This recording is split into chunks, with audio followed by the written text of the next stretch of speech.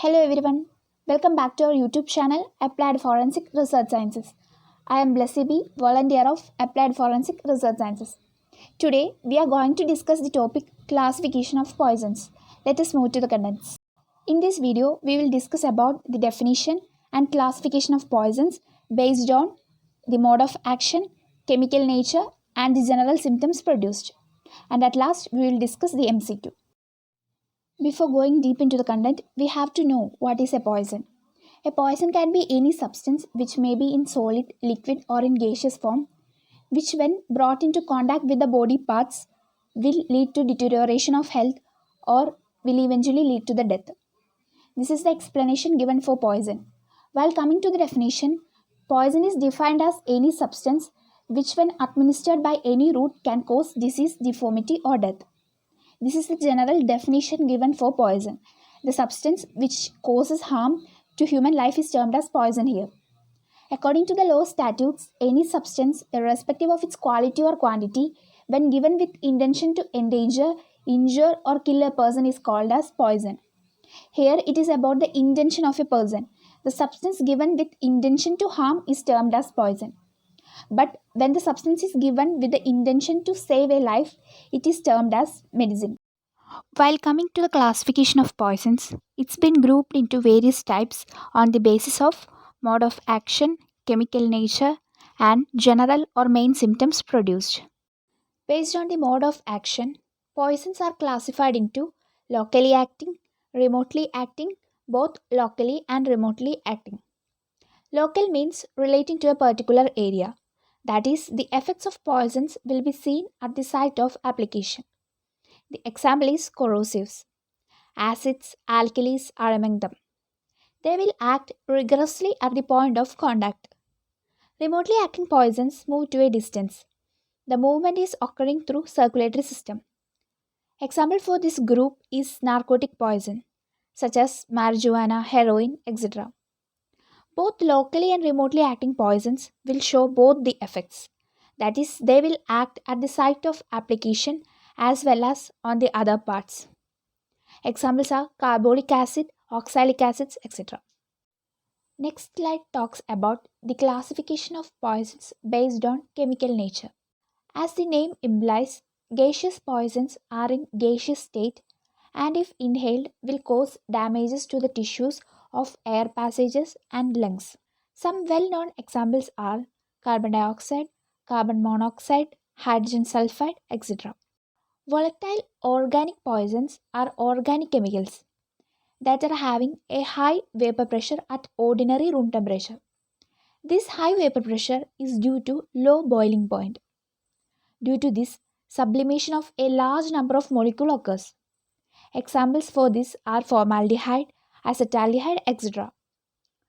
While coming to volatile inorganic poisons, they usually follows slow inhalation of vapors and gets intoxicated. Major examples are cyanide, phosphine, etc. Non-volatile inorganic anions comprises a group of halides, chlorides, dichlorates, etc. Non-volatile inorganic cations includes mercury, arsenic, barium, thallium, etc. Non-volatile organic neutral poisons includes a wide variety of pesticides such as organochlораtes, organophosphates, carbamates, etc. Non-volatile organic acidic drugs. They are acidic in nature. They react with the bases to form salts. Examples can be barbiturates, salicylates, etc. Non-volatile organic alkaline compounds are the drugs that contain a nitrogen atom with a lone pair of electrons available for the protons. Thus, they behave as bases. Examples are alkaloids, benzodiazepines, etc. Plant poisons are the active components or active constituents of plants. Examples are datura, oleander, etc. While coming to miscellaneous class of poisons, they are belonging to other category. They may be organic or inorganic, volatile or non-volatile, animal or plants, but anything not falling to the above discussed groups. Classification based on chemical nature have been already discussed. Next, we are moving to general classification of poisons. They are corrosives, irritants, systemic, and miscellaneous. Let us move into the general classification. Corrosive poisons. As we have discussed in previous slides, they will act on the site of application. They are again divided into inorganic acids, organic acids, and alkalis. Acids having inorganic nature are sulfuric acid, nitric acid, as we all know. But the acids with organic nature are carbolic acid, oxalic acid, etc. Alkalis include sodium hydroxide, potassium hydroxide, etc. One thing to note down is that alkalis cause extensive penetrating damages than acids. Irritant poisons. They will cause irritation, but inhalation can cause acute toxicity, including rapid death. They are again divided into inorganic, organic, and mechanical. While coming to inorganic irritants, they are again classified into metallic irritants and non-metallic irritants. This classification is based on their nature.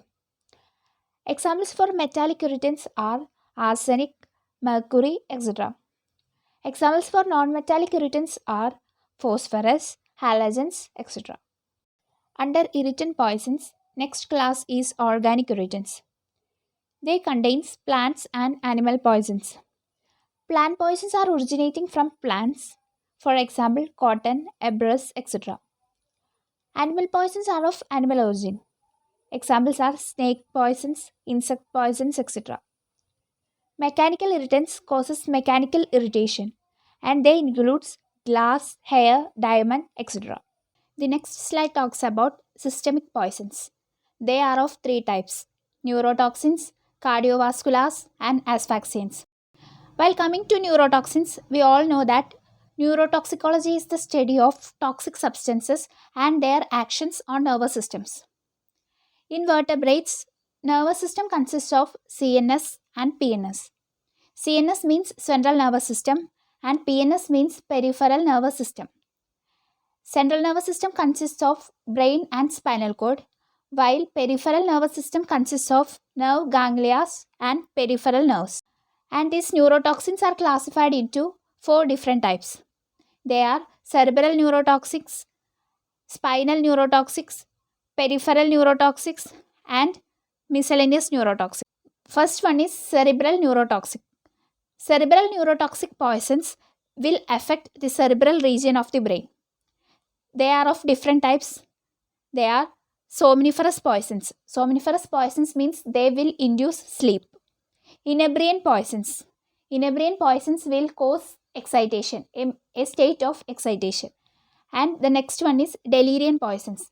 Delirium poisons means they will cause a state of confusion. These three are coming under the cerebral neurotoxins. And the general examples are opium, belladonna, and cocaine. After cerebral neurotoxic poisons, the next one is spinal neurotoxic poisons. They will act directly on the spinal cord. Examples are nux vomica and physostigmine. Peripheral neurotoxic poisons are the next class. They will act upon the end plates of motor terminal. The examples include hemlock, conium, etc. The fourth one and the last one is miscellaneous neurotoxic poisons. They comprises of different groups. They are stimulants, anesthetics, psychiatric drugs, anticonvulsants, and psychedelic drugs. Stimulants example, we all know that morphine is a stimulant. While coming to anesthetics, cocaine is the example. Psychiatric drugs example can be butalbital. Anticonvulsants include barbiturates, benzodiazepines, etc. Psychedelic drugs will include hallucinogens. Thus, all the four groups coming under neurotoxins are successfully discussed. The next group coming under systemic poisons is cardiovascular poisons. They have the actions directly on the heart or on musculature or through nerves. That means they will act directly on the musculature or through the nerves. They are classified into different groups. They are cardiac plant poisons, diuretics, antihypertensives, and antiarrhythmics.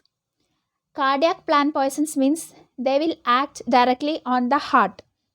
They are also plant poisons.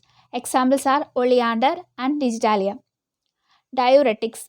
Diuretics means they will increase the rate of urine formation. The action is directly they will act on the kidney tubules. They will act directly on the kidney tubules. The next one is antihypertensives. They will treat hypertension. That means they will treat high blood pressure. Example is reserpine. Next is antiarrhythmics. They will treat cardiac arrhythmias. Cardiac arrhythmias means disturbances or irregularities in the heartbeat. Example is phenoprene.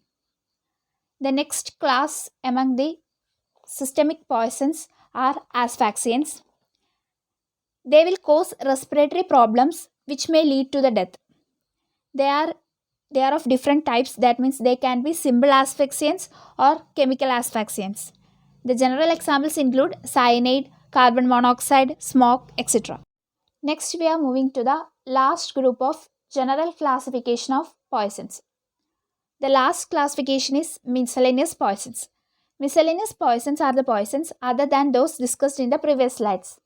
We have already discussed a large number of groups of the poisons, and there are many other poisons which are not included in those groups.